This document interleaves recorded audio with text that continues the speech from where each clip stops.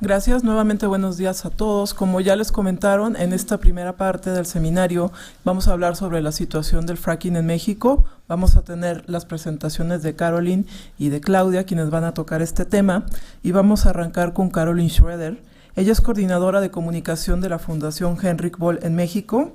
Trabaja con la Fundación desde 2013, en donde primero coordinó el proyecto Clima con temas de extractivismo, minería y fracking.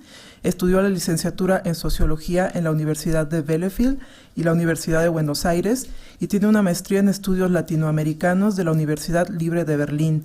La Fundación Henrik Böll, como ya lo comentó Dolores, es miembro fundador y ha acompañado el proceso y las actividades de la Alianza Latinoamericana frente al fracking muy de cerca, y uno de los productos de ese acompañamiento es este seminario al que estamos asistiendo hoy.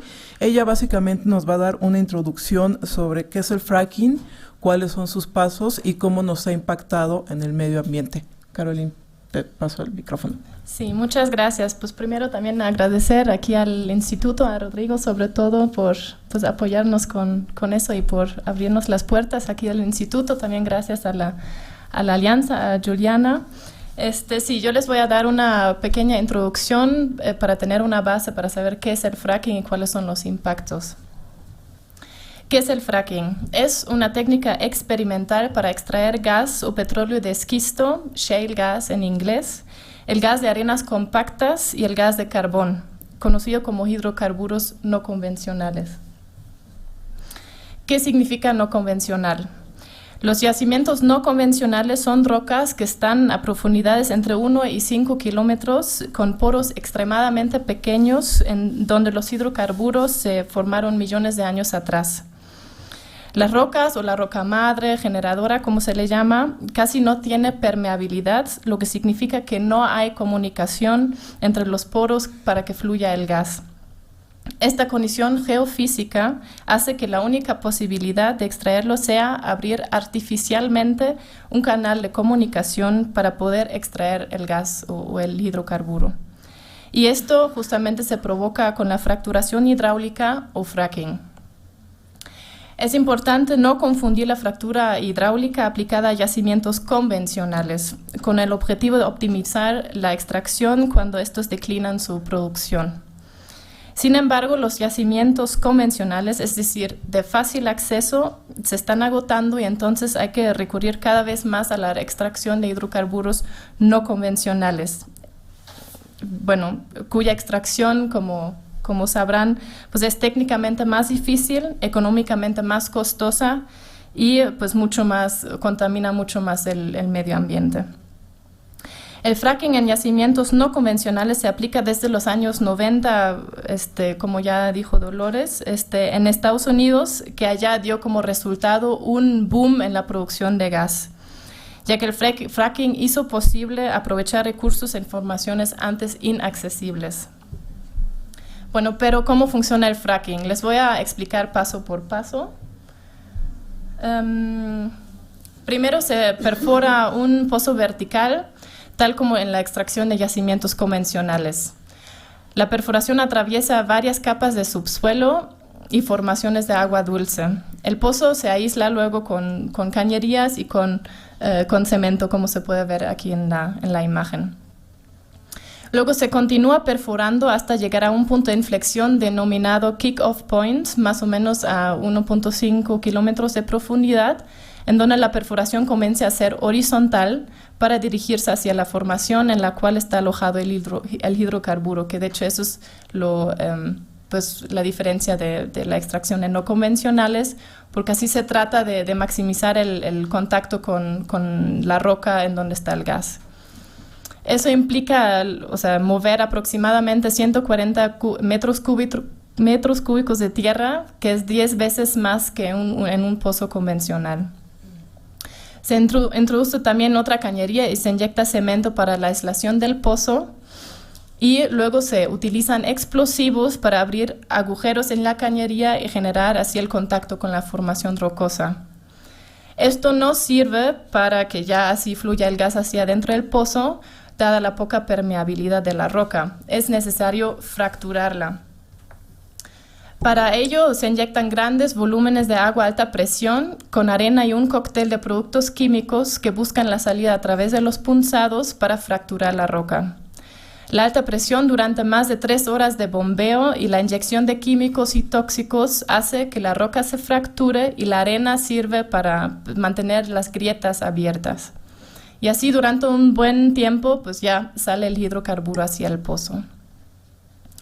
Al disminuir la presión en los equipos de bombeo, el gas y petróleo sale a la superficie arrastrando con ello una gran parte de los fluidos inyectados. Este fluido llamado flowback se vacía a piletones o tanques colectores. Cabe subrayar que el fluido no es solo agua, sino que contiene los químicos y tóxicos utilizados más las sustancias que naturalmente se encuentran en la formación de la roca y que se liberan al fracturarla, incluidos metales pesados y sustancias radiactivas. El gas se filtra para ya enviarlo a plantas de procesamiento y sobre el pozo se coloca una tapa con una presión nominal que hace que continúe la extracción de gas o petróleo. La vida productiva de un pozo es aproximadamente de 6 años, con una marcada caída después del primer año, se dice de un 70% más o menos. Justo por eso es necesario abrir constantemente nuevos pozos, lo que significa una utilización intensiva del territorio.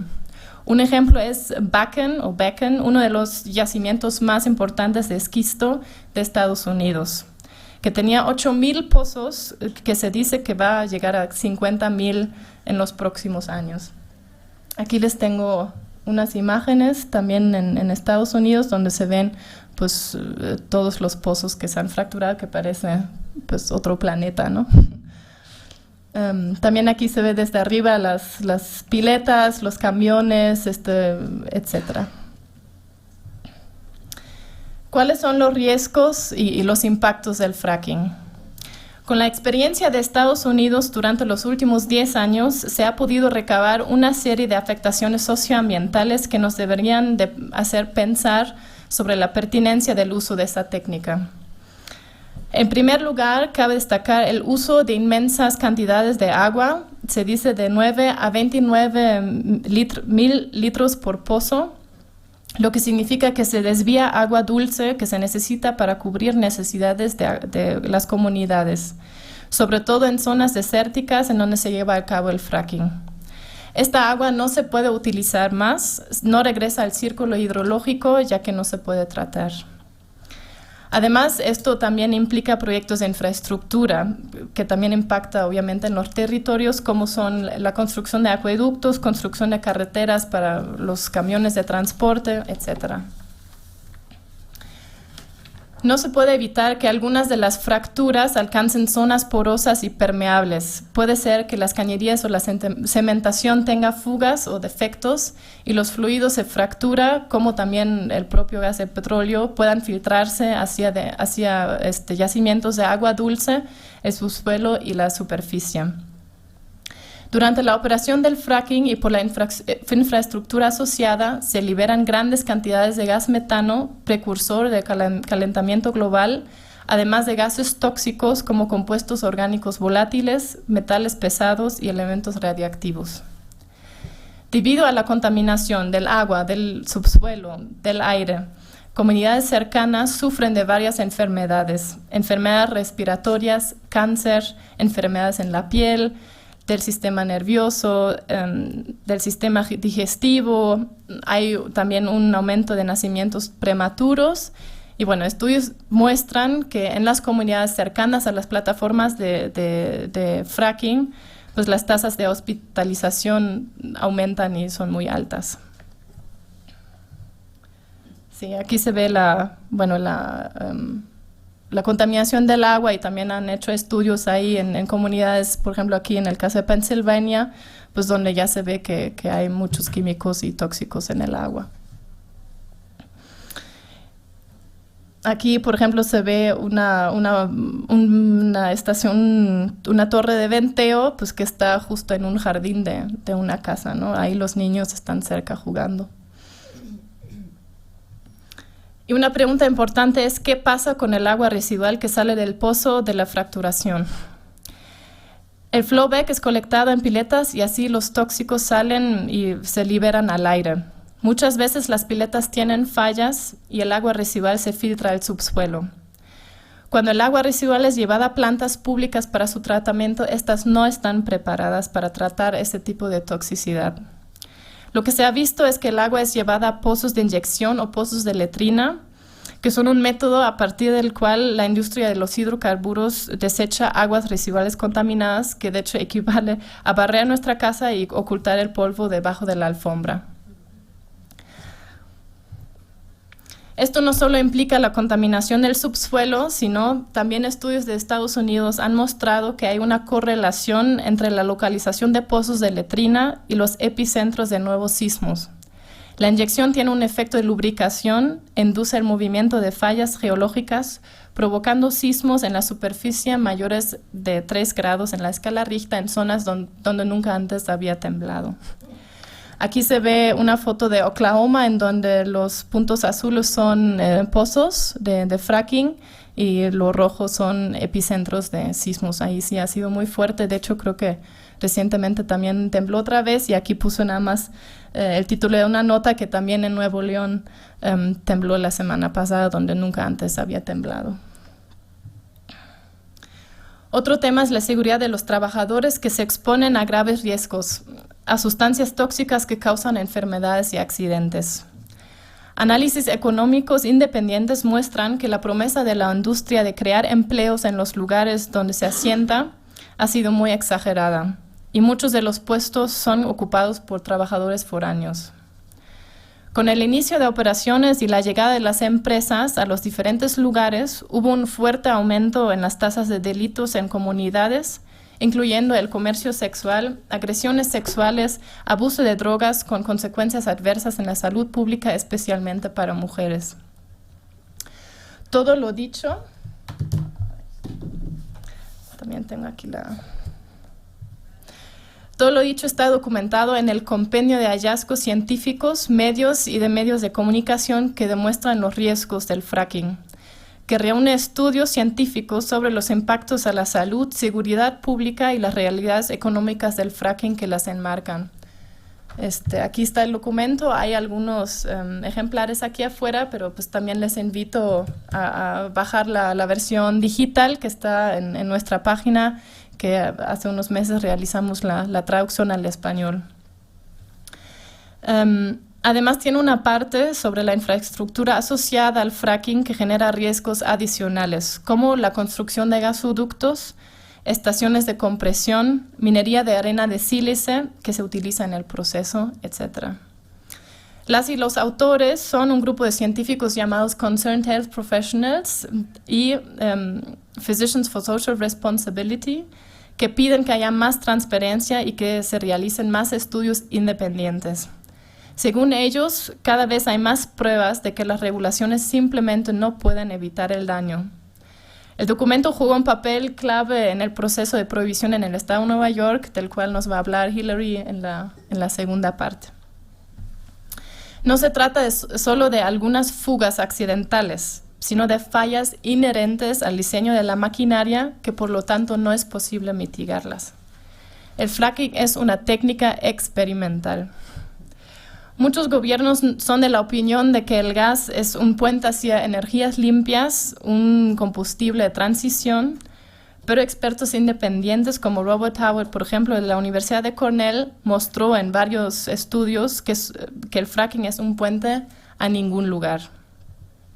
Bueno, y ahora les invito pues, a entrar a nuestra página. También aquí les traje, no sé si todavía hay tiempo, Juliana, de mostrarles un pequeño video que hicimos con las gráficas de una aplicación que también pueden bajar gratuitamente en nuestra página, que es un juego para teléfono inteligente que explica también los procesos del fracking y los impactos.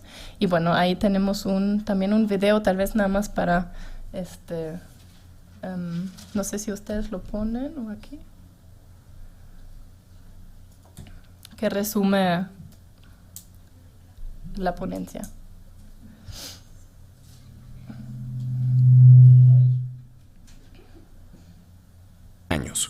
Estos recursos no renovables, petróleo, gas y carbón, se queman para aprovechar su energía. La demanda de hidrocarburos es cada vez más alta, pero los yacimientos de fácil acceso disminuyen. Por eso, en Estados Unidos empezaron a desarrollar una técnica para extraer hidrocarburos de capas mucho más profundas, llamada fracking. Se estima que existen reservas de hidrocarburos no convencionales en varios países del mundo. En América Latina, Argentina, México y Brasil son los países con más recursos estimados. ¿Qué es exactamente el fracking? Se trata de la extracción de gas o crudo atrapado a profundidades de 1000 a 5000 metros en rocas sedimentarias de esquistos de poca permeabilidad. Para llegar a estas rocas, se perfora un pozo hasta alcanzar la profundidad requerida. El pozo puede ser vertical, inclinado o terminar de forma horizontal. Luego, se instala una tubería hasta el fondo del pozo, la cual se cementa por fuera para darle estabilidad y asegurar la aislación.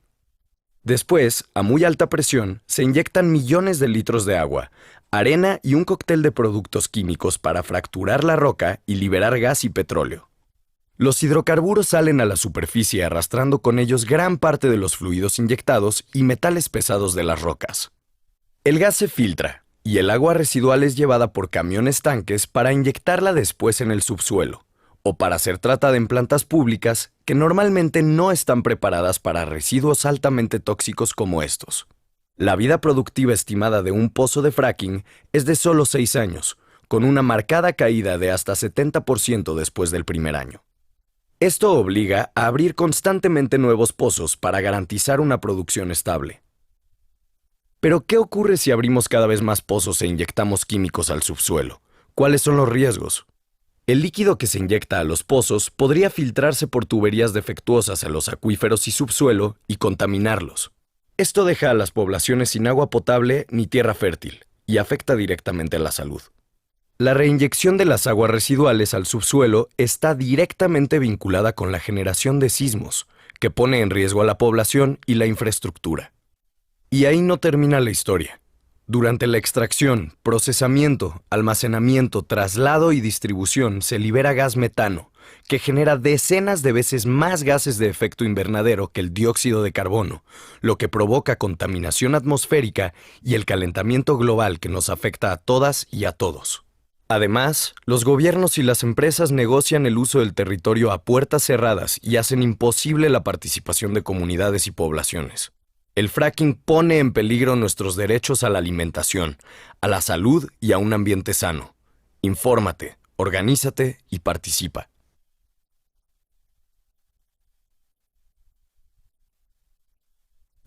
Con esto termino la presentación. Muchas gracias, Caroline. Al final del seminario va a haber una sesión de preguntas y respuestas, pero bueno, tenemos unos 5 minutos disponibles. Me gustaría primero unas dudas que me surgieron ahorita, primero para que quede claro el tema de qué es el fracking. Si nos pudieras explicar brevemente la diferencia entre fracking convencional y no convencional y el tipo de contaminantes que quedan en el agua después de que se realiza un proceso de fracking.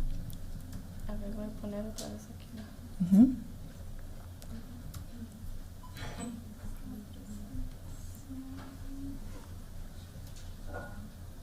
No sé dónde se pone. Grande. Es que te quiero poner la...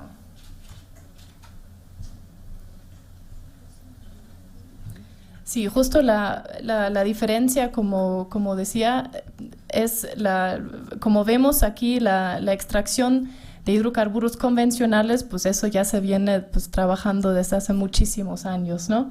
Es la extracción de recursos de fácil acceso, lo que no se necesita tanta tecnología para extraer, no se necesita fracturar ahí la roca. Yacimientos o hidrocarburos no convencionales se encuentran en rocas de poca permeabilidad, donde no hay poros para que salga el gas sino que hay que fracturar la roca. Además se encuentra a profundidades mucho más grandes, donde sí es necesario hacer la perforación horizontal, pues para ahí poder tener más cercanía al hidrocarburo y luego poder fracturarla con químicos, arena, grandes cantidades de agua y justo para ahí extraerlos, que es algo mucho más costoso, mucho más complejo y pues daña mucho más al medio ambiente. Y la segunda parte es el tipo de contaminantes que quedan en el agua después del proceso de fracking. Sí, hay una lista larguísima de contaminantes que se inyectan, de tóxicos, de químicos. De hecho, en el libro que hoy presentamos también hay una lista que no les voy a leer ahora porque son nombres complicadísimos. Ahí también cabe destacar que la industria no publica lo que inyecta, porque se supone que es un secreto industrial. Entonces, pues ahí nos quedamos sin esa información, pero pues estudios han mostrado o se han puesto a investigar, han hecho pruebas del agua en las comunidades donde hay fracking, y pues justo ahí aparece esa lista de metano, de gases tóxicos, etcétera, que pues nunca antes habían o no deberían de estar en esa agua, ¿no? Y pues ahí siempre subrayar que cuando se hace la perforación, pues se inyecta esos químicos, pero también como no sabemos qué sustancias están a esas profundidades de la roca, pues también se generan, entran en contacto con agua, con los otros químicos, y pues salen luego a la superficie. Una parte también se queda ahí, y luego pues ese flowback también otra vez se inyecta en otro lado al subsuelo. Entonces pues es contaminación en dos ocasiones, ¿no? Y esa agua no se puede tratar porque no hay plantas, no existe la tecnología para tratar esa agua. Siempre pues la respuesta también de empresas es, no, pues tenemos una tecnología muy buena, les garantizamos que limpiamos el agua, que después sale limpia, o que hay una planta de tratamiento para que después sea agua potable otra vez, pero pues estudios independientes muestran que eso no es el caso. Muchas gracias a Caroline Schroeder de la Fundación Henrik Boll en México. Nuestra segunda ponente es Claudia Campero, de Food and Water Watch, coordinadora para Latinoamérica de esta organización. Claudia estudió la carrera de Geografía en la Universidad Nacional Autónoma de México y posteriormente una maestría en Planeación y Desarrollo en el University College de Londres. En 2005 empezó a colaborar con distintas organizaciones civiles y sociales en el tema del agua. Actualmente es coordinadora para Latinoamérica, como ya les comentaba, de esta organización Food and Water Watch, y ha hecho campañas de investigación y coordinación en defensa del agua. Es miembro fundador de la Alianza Mexicana contra el Fracking y la Coalición de Organizaciones Mexicanas por el Derecho al Agua. Al principio de este seminario nos comentaban el ejemplo de Alemania, que en Alemania, antes de poner en práctica el fracking, primero se pusieron a legislar para que las prácticas no pudieran dañar a la población. Aquí en México pues hemos hecho las cosas un poquito distinto. Primero empezamos a hacer fracking y luego legislamos. Tenemos algunos pozos ya en el estado de Coahuila, también tenemos otros pozos en Veracruz, y precisamente de la situación que guarda el fracking en México es de lo que nos va a hablar Claudia. Muchas gracias. Hola. No estoy hablando. Ah, sí. Ya. ¿Qué tal? Muy buenos días, gracias por estar aquí. Muchas gracias por la invitación a la Fundación, a Ida, aquí al Instituto por recibirnos, y todas las personas que han trabajado por este evento.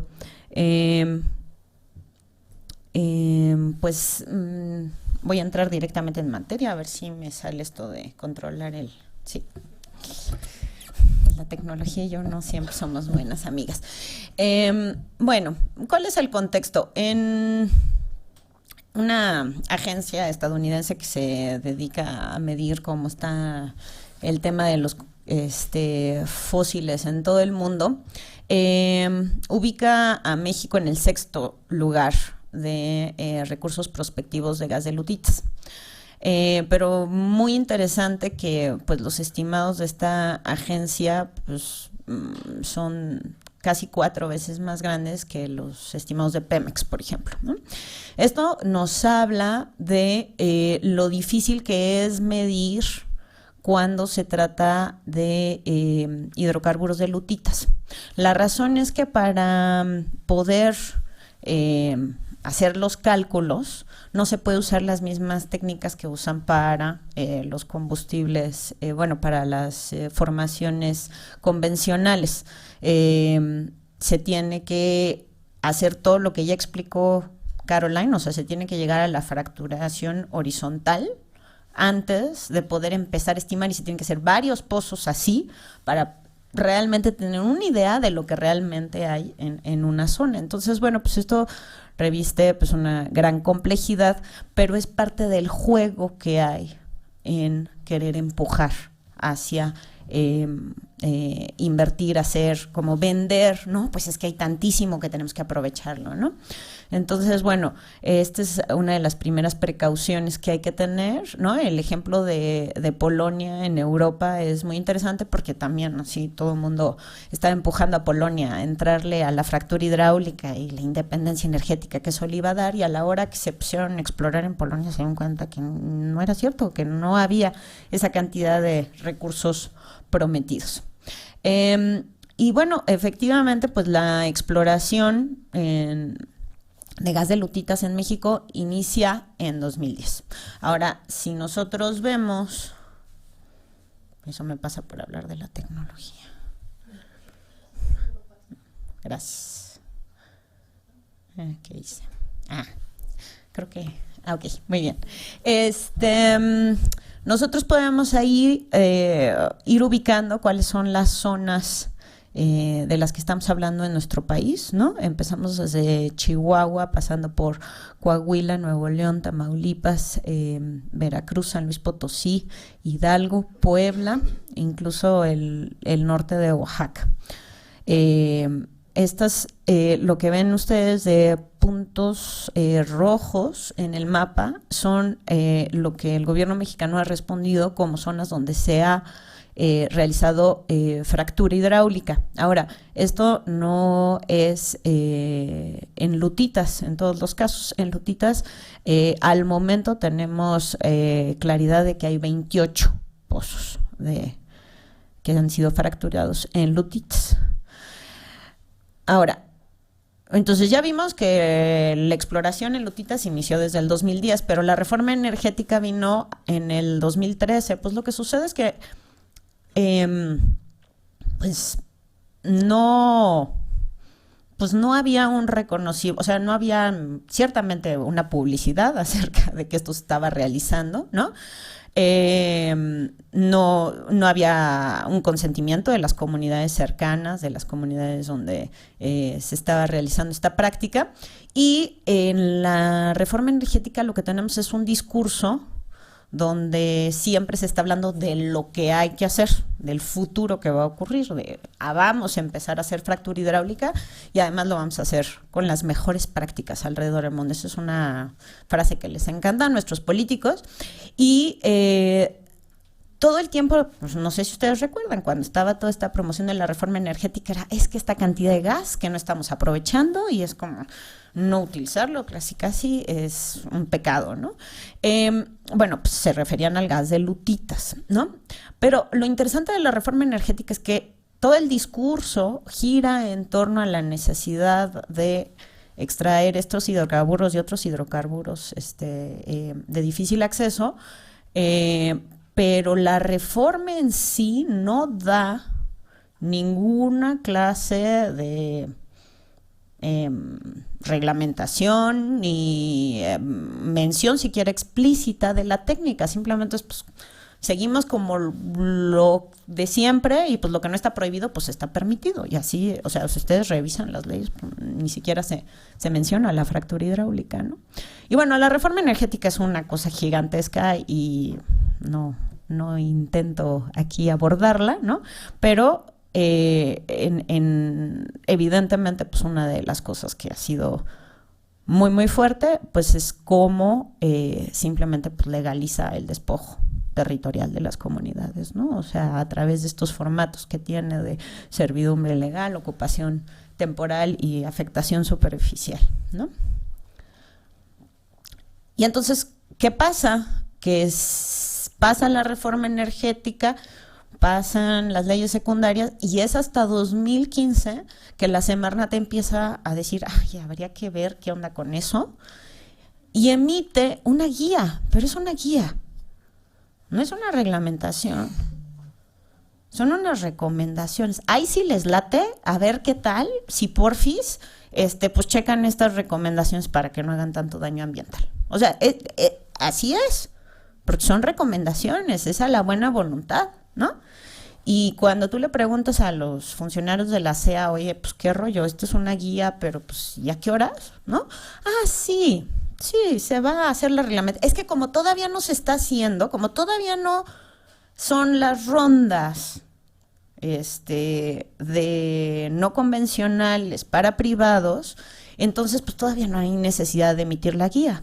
Pero yo ya les comenté que llevamos 28 pozos, al menos en Lutitas, donde se hace fractura hidráulica. La fractura hidráulica se puede hacer en otro tipo de formaciones rocosas.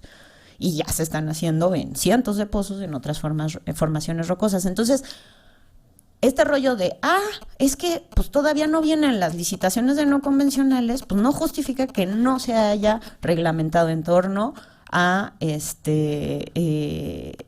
lo que se tiene que hacer de cuidados ambientales con respecto al fracking. Ahora, dicho esto, desde nuestra perspectiva es importantísimo destacar que safe fracking is a fairy tale, o sea, el fracking seguro es un cuento de hadas, no existe. Nadie lo conoce, no lo han visto. No, ustedes preguntan en Pensilvania, preguntan en Texas, preguntan en Dakota del Norte, en California, que en teoría es un estado que tiene muchas precauciones en cuanto a los temas ambientales, no han podido averiguar cómo hacer fracking seguro. Entonces, incluso si el gobierno mexicano emitiera una reglamentación considerando, por ejemplo, la guía de Semarnat, no hay ninguna garantía de que estas consecuencias negativas de las que ya venía hablando Caroline se puedan evitar. Y toda esta información está muy bien detallada, de manera muy, muy clara en el compendio, y es por esto que pues, se ha avanzado en algunos lugares en un rumbo más hacia una moratoria, hacia una prohibición, ¿no? Desde nuestra perspectiva, lo que el gobierno mexicano tendría que hacer es prohibir el fracking. Bueno, en temas de derechos humanos, aquí está mi compañera Arely Sandoval, que sabe mucho más que yo, pero pues nada más comentar que pues ahí está nuestro artículo primero, ¿no? Que dice que tenemos pues los derechos humanos reconocidos por esta Constitución y los tratados internacionales. Nuestro artículo primero constitucional realmente pues, es una muy buena noticia, pero la reforma energética le da más o menos lo mismo, porque todos estos impactos que nos viene platicando Caroline del fracking, pues son violaciones al derecho, a los derechos humanos, ¿no? El derecho humano al agua de manera muy concreta, derecho a un medio ambiente sano, derechos laborales, bueno, hay una lista muy, muy grande, ¿no? Todos los problemas de derechos a la información, a la consulta previa, libre y informada de los pueblos indígenas, en fin. Este es el mapa que se publicó cuando se publicó el mapa quinquenal, ¿no? Estas son las rondas específicamente de las no convencionales, y aquí pues ya estamos viendo un área chiquitita al norte en la zona de Piedras Negras de Coahuila, y luego ya pues Nuevo León de manera muy, muy considerable, Tamaulipas, incluso San Luis Potosí, Veracruz, Hidalgo, Puebla, el norte de Puebla. Todas estas zonas pues son zonas en riesgo a tener afectaciones importantes por el uso de esta técnica. El tema de los sismos, bueno, pues aquí esta gráfica llega hasta el 2015, ya veremos qué pasa cuando termine el 2016 y cuántos sismos se suman, pero esta es una investigación de Cartocrítica, hay más investigaciones en torno a cómo han ido aumentando los sismos, y esto es una gráfica solamente de las provincias donde hay fracking. Entonces, el sismo que ocurrió en Monterrey en la semana pasada fue un sismo de 4 grados. está claro que es un sismo que se genera por actividades humanas, porque es una zona donde simplemente no temblaba, ¿no?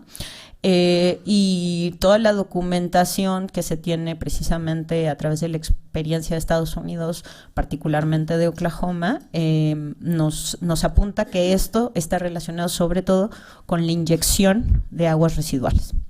El fracking como tal puede generar sismos pequeños, pero todo el grandísimo volumen de agua residual que se genera a través de esta práctica se inyecta en pozos simplemente para deshacerse de esa agua altamente contaminada, y esta agua, si entra en contacto con fallas geológicas que pueden haber estado más o menos en paz, pues se lubrican y se provocan estos movimientos.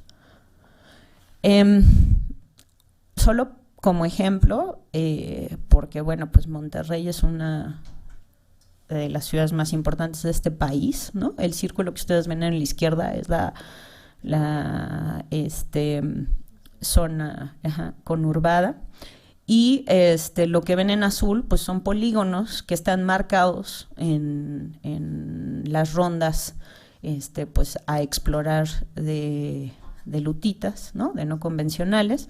Y bueno, pues el círculo que está en el centro es la presa del Cuchillo. La presa del Cuchillo surte a la ciudad de Monterrey. Evidentemente, como es una presa, pues tiene una cortina, ¿no? Y una cortina pues vulnerable precisamente a los sismos, y que fue construida en una zona que no tenía sismos, ¿no? O sea, hay que tener esa clase de consideraciones cuando están, ¿no? Luego los chilangos somos así de, ay, pues 4 grados, no pasa nada, sí, pero allá en Monterrey construyeron considerando que no tenían sismos, ¿no?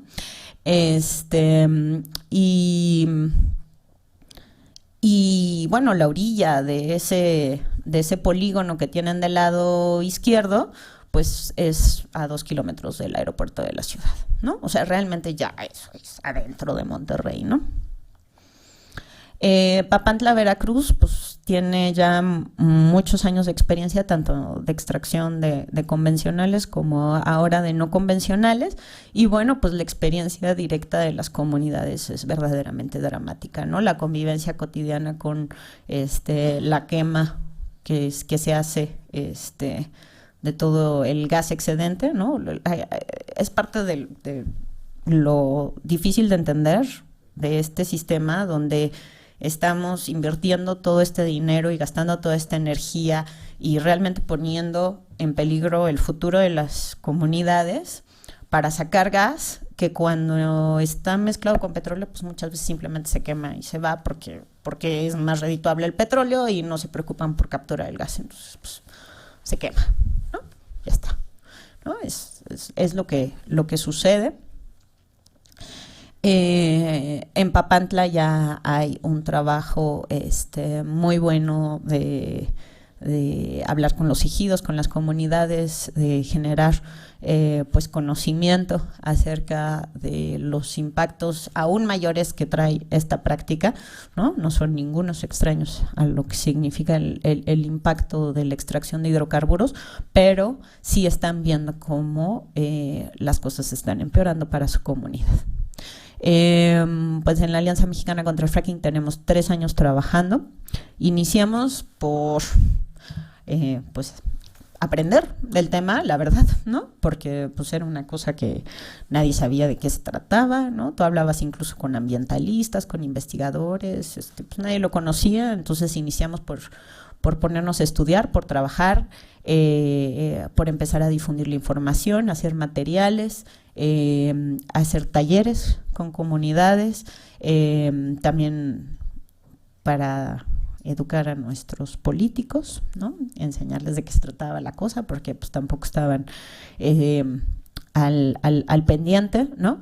Y pues hacer un trabajo de difusión en redes, de defensa territorial. Hemos ido creciendo sobre todo con organizaciones en los estados afectados y potencialmente afectados.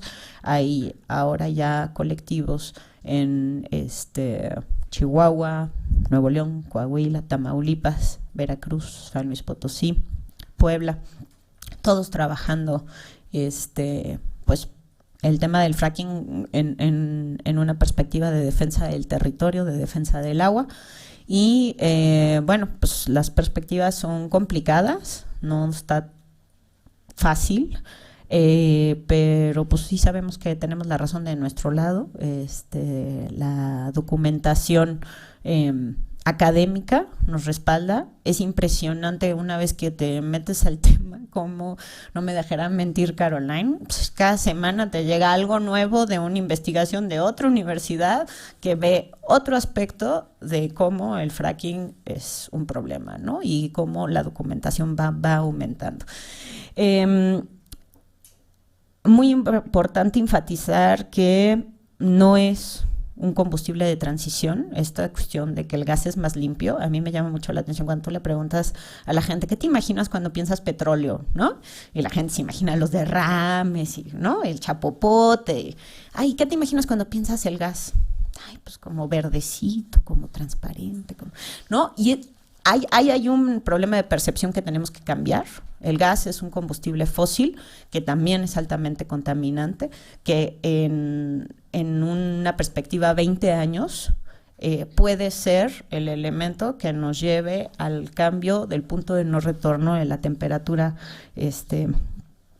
hacia arriba de nuestro planeta.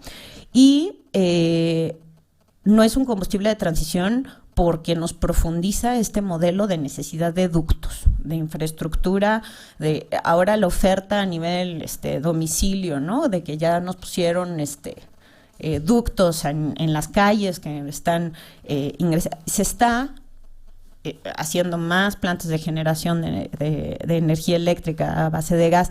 Se está generando una manera de encerrarnos en esa dependencia, ¿no? Y esto pues es realmente muy, muy grave. Necesitamos darle la vuelta, voltear a ver las energías renovables y ver también un modelo donde las comunidades tengan también una participación directa en el tema del manejo de la energía, ¿no? Un poco lo que ya mencionaba Dolores, no estamos hablando de grandes campos de generación de energía eólica, estamos hablando de generación de energía a nivel más pequeña escala, ¿no? Que se vuelva más sustentable. Estas son algunas, la gran mayoría de las organizaciones de miembros de la alianza. Se nos siguen sumando organizaciones conforme se va difundiendo más la información. Aquí pueden encontrar pues documentos, videos, y de todo lo que requieran acerca de fracking. Y bueno, pues muchísimas gracias por la invitación. Gracias a Claudia Campero. Bueno, en esta primera parte ya vimos qué es el fracking y cuál es la situación actual que guarda el fracking en México. Tomamos un receso